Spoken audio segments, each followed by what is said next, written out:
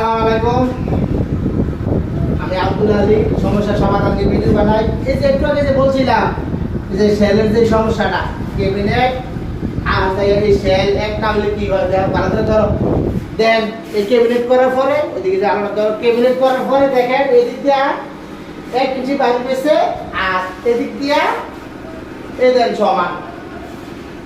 তো এই কারণে ভিডিওটা বানাইছিলাম, একটু আগে বানাইছি সমাধান কিভাবে করতে হয় ওই ভিডিওতে আমি বলছি, ওইটা দেখবেন। এটা এই ভিডিওটা বানানোর উদ্দেশ্য একদম সরাসরি দেখাই দিলাম এই সমস্যা। দেখেন এদিক দিয়ে দেখেন সমান, আবার এদিক দিয়ে এসে দেখেন এদিক দিয়ে